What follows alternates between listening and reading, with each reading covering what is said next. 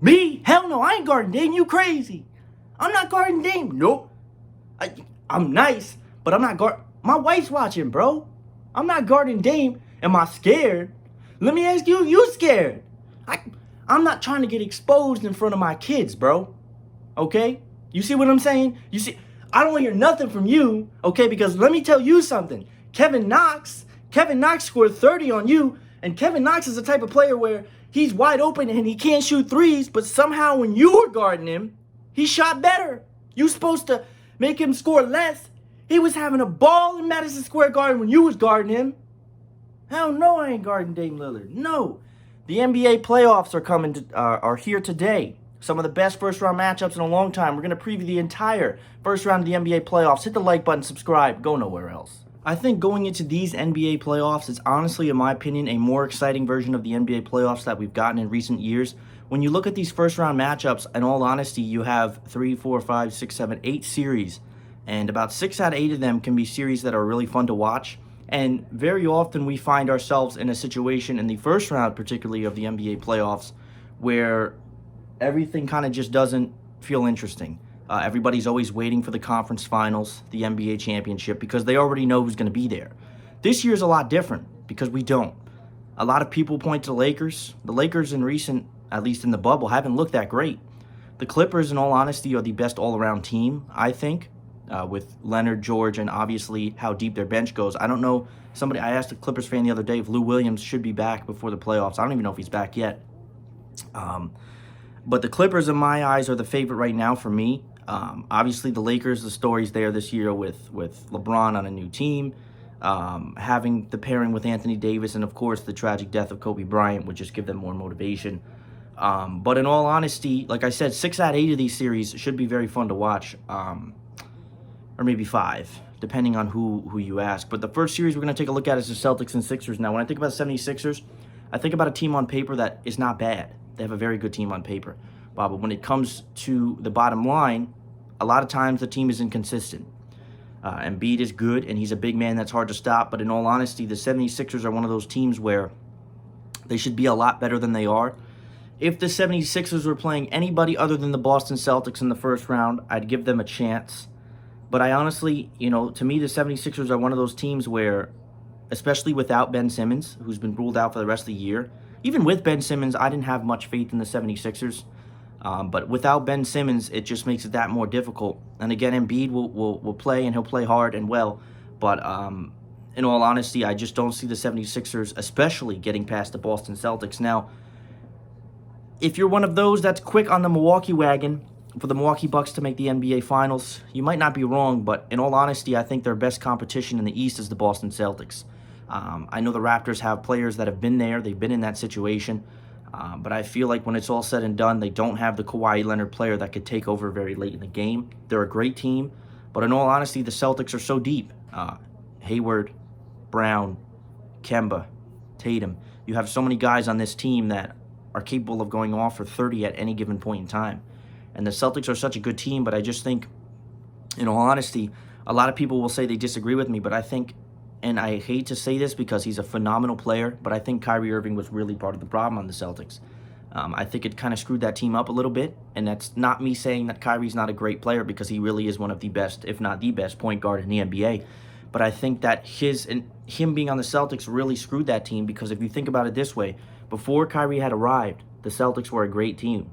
The only hump they couldn't get past was the Cleveland Cavaliers, obviously with Kyrie and LeBron.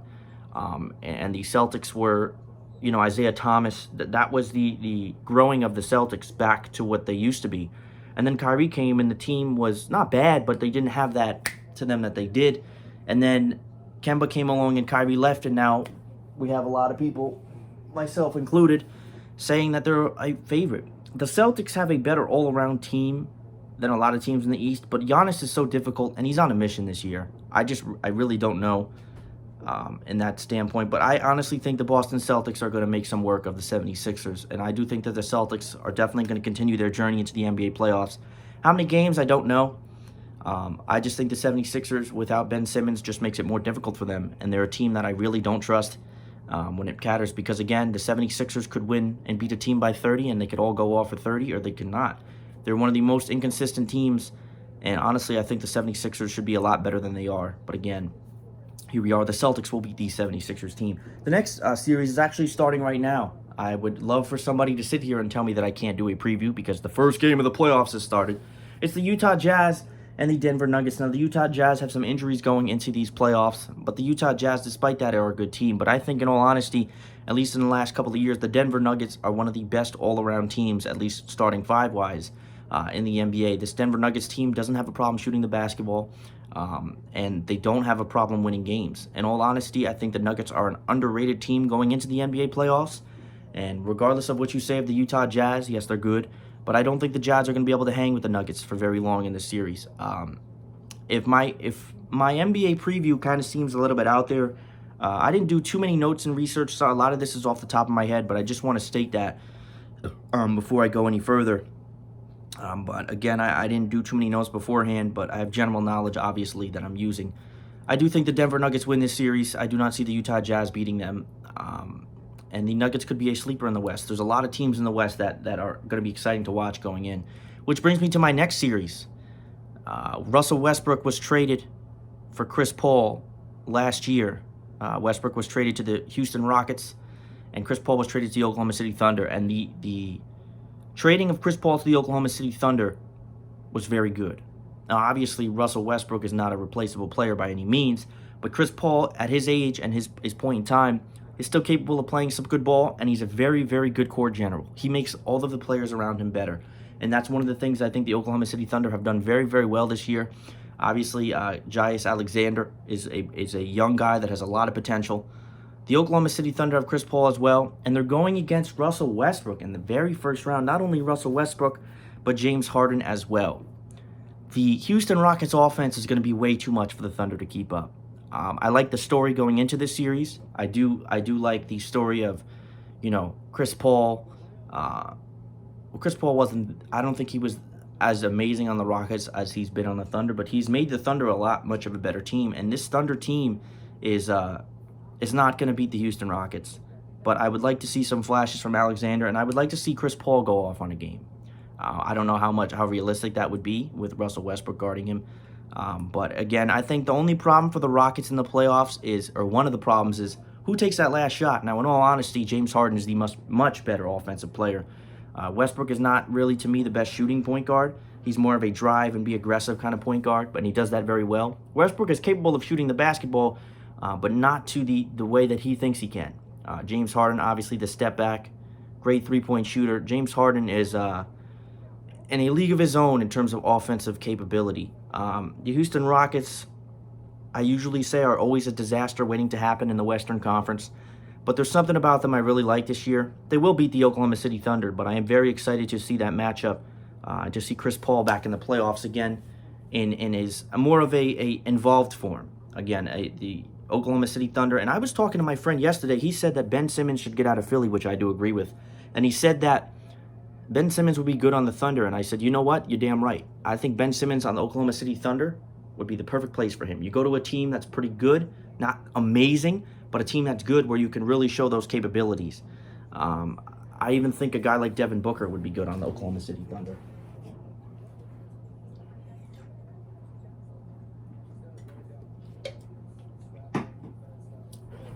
But again, if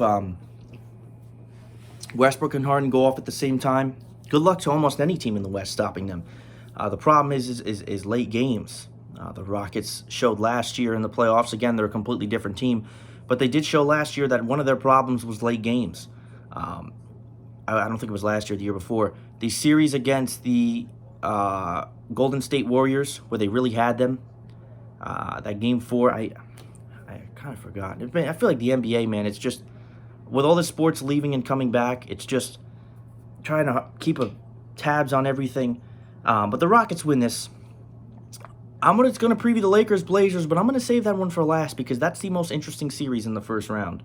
Bucks versus Magic. This is one of the 2 or 3 series that have no interest value to me whatsoever. The Milwaukee Bucks are literally going to annihilate the living hell out of the Orlando Magic. The Milwaukee Bucks won 57 games this year, if I'm correct, in the Eastern Conference. They have the number 1 seed. The Orlando Magic squeezed into the playoffs. They have home arena advantage. But Giannis Antetokounmpo, in my eyes, in the trend-wise, is the best player in the NBA. I know a lot of people are going to say, what about Kawhi? LeBron is still good. You know, where's the respect for Kevin Durant? Kevin Durant was hurt. We're going to have to see how he comes back. Kawhi is the best two-way player in the league. But Giannis is so special and great at what he does. When Giannis gets really in-depth with a three-point shot, he will undoubtedly be the best player in the NBA. This is going to be such a bloodbath that I would not even want to be a virtual fan for this game because the Orlando Magic are absolutely going to get slaughtered. The biggest, if you are one of those people that want to live a rich lifestyle and you have a lot of money as we speak, put your money on the Orlando Magic to beat the Milwaukee Bucks and put $1,000 on it. I don't know what the odds are, but I would say that you'd be able to afford a couple of nice cars and a very nice house if you were to win. The Orlando Magic have literally no chance in this series. I hate to say that because I always try to look into teams and say that this team has a chance to do this. The Orlando Magic have no shot. The Milwaukee Bucks are on a different atmosphere than a lot of teams in the Eastern Conference, and the Orlando Magic do not belong in these playoffs. So it's going to be a clean sweep. And I think the Bucks are going to win by at least 15 every game. I don't even think the Magic have a shot to win one game. That's how bad it's going to be. From one series that's good or not good to another one that's not, and that's the Brooklyn Nets versus Toronto Raptors. Now, a lot of people are going into the playoffs saying the Toronto Raptors don't have that elite finisher. This Raptors team does have experience, and they're very good. It wouldn't shock me if the Toronto Raptors squeeze their way into the NBA Finals, but I just don't think they're going to do it. I'm not saying they're not capable of a deep run. I just think that they're going to fall a little bit short. I think that Boston will be the one to dethrone them, or Milwaukee. The Brooklyn Nets had Kyrie Irving for part of the season, and then he went down and had to have surgery. Obviously, Kevin Durant was signed last offseason but didn't have any playing time due to being put into the NBA Finals because the Warriors were on the cusp of elimination to the Toronto Raptors, and he re-injured his calf, and it was an ACL tear. So therefore, they have neither of them. The Brooklyn Nets are going to get washed in this series as well. They don't have much of a chance against the Toronto Raptors, let's be honest. 2 versus 7.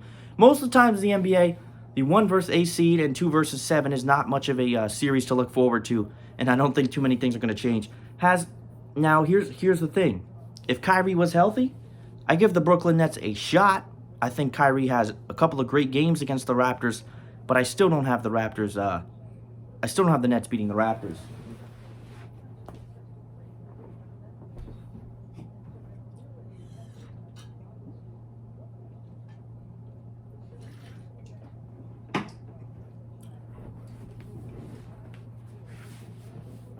I still don't have the Nets beating the Raptors. Now, obviously, Kyrie and KD, the Nets automatically, to me, become an Eastern Conference final favorite.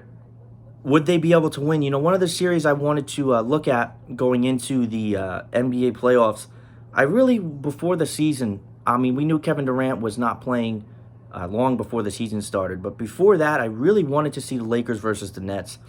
That duo of LeBron and AD versus Kyrie and KD, I just want to see Kyrie and KD just play together. I just think that that's going to be the best two duo in the NBA when that time comes because they're just, Kyrie's a different animal. He really has to work on staying healthy. His type of play style is so aggressive. Kyrie is one of the greats, but he can't seem to stay healthy, and that's been one of his problems throughout his career. But the Nets have no shot. They really don't. Heat versus Pacers. A lot of times the 4 versus 5 seed is usually a good matchup because both teams are pretty similar. You know, 4 versus 5, they're not too off in skill level. Jimmy Butler coming to the Miami Heat was great. He's so tough, he's so strong, and he's an underrated player in the NBA if you ask me. And this Pacers team is not bad either. They don't have Oladipo, but that's part of the problem. But TJ Warren has been a monster in the bubble. I look for this to be a good series, but I think when it's all said and done, the Heat and Jimmy Butler, I think Jimmy Butler is going to have a great series against the Indiana Pacers. TJ Warren obviously has his value as well, but when all is said and done, I don't think the Miami Heat are done yet. I think that this is a step in the right direction for the Miami Heat, and they will beat the Indiana Pacers in what should be a very good series. And there's 2 more series. The next series is an LA series, but it's not the Lakers and Blazers. It's the Clippers versus the Mavericks. Now, the Clippers, to me, if I have to make a prediction right before the tip-off, well, tip-off already happened. We're in the second quarter of the Nuggets and the Jazz. Right before tip-off, I would say that the Clippers should be your NBA Finals favorite. I just think that the team is deeper than the Lakers. LeBron and AD speak for themselves, but Kawhi, again, can perform. The bigger the moment, I feel like the more that he steps up and performs. He's great at defense, can score. Kawhi is in a league of his own. Paul George is great as well. And I just think that what it comes down to is the Lakers outside of them. Their bench is much deeper. The Clippers are just a better team than the Lakers. And that's where I say that they win. But they have an interesting first-round matchup. Now, the Mavericks, despite being the 7th seed, have a good team. Porzingis has been pretty good for the Mavericks. Doncic is a young superstar in the making. I look forward to this series because, again, the more star power there is, I want to see what Doncic can do. I don't think that when it's all said and done, the Clippers are a much deeper team. I don't think this Mavericks team beats them, but I would like to see some highlights from the Mavericks. And again, this is just one of the many good series going into the NBA playoffs. But it's time to talk about the series of what could be the upset of the first round. The LA Lakers versus the Portland Trailblazers. The LA Lakers, to a lot, halfway through, are still to some an NBA title favorite. LeBron flips a switch in the playoffs every year. The problem won't be LeBron. Anthony Davis will play well as well. But a lot of the questions for the Lakers are the players around them. And you would think normally in a 1 versus 8 seed, that, especially in the West, the Trailblazers would have no chance. Damian Lillard in the last couple of weeks has flipped a switch where each and every year he just becomes better and better and better as a player. And it's very, very scary.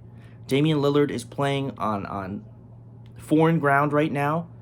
And he is, alongside his Portland teammates, playing great basketball. This is one of those teams where the Portland Trailblazers, to me, Damian Lillard is the underdog, unsung hero. He's one of those guys where you just cannot count him out ever. Ever. The Lakers didn't look too great going into it. The Portland Trailblazers are extremely hot. I think if the Trailblazers play any seed that's 3 and below, I think they beat them. You know, I think the Portland Trailblazers are really going to give the Lakers a tough fight. Damian Lillard is an absolute dog, and he is not an easy player to guard. And he's to me, he's a top 3-point guard in the league. He is just cold. The bigger the moment, I think the more Damian Lillard steps up, and he knows how big this moment is going against the Los Angeles Lakers. A lot of people prior to the bubble would give them no chance of beating them. I don't think the Blazers beat the Lakers, but I think that they push this series deep. I would not be shocked to see the Lakers or the Blazers push the Lakers to 6 or 7. I don't think this is going to be one of those series where the Blazers just lay down and get swept. I don't see it happening. Damian Lillard is too much of a monster. The Blazers have big men. Melo is playing better basketball. He's not playing elite. A lot of people are tending to give Melo that credit that he doesn't quite deserve. But this Portland team is really coming together. And now's the perfect time because the playoffs are starting. So I think, in all honesty, the Lakers obviously are going to advance. But how much of an upset do you think it would be if the Portland Trailblazers are red hot and they bounce the Lakers in the first round? What does that do to LeBron's confidence? Well, LeBron's LeBron, but what does that do to the Los Angeles Lakers? What does that do to LeBron's reputation if a red-hot Portland Trailblazers team bounces them in the first round? It's not going to happen, but if it did. I appreciate everybody for watching. I hope you enjoy all these great series as well. Everybody continue to stay safe and enjoy the playoffs.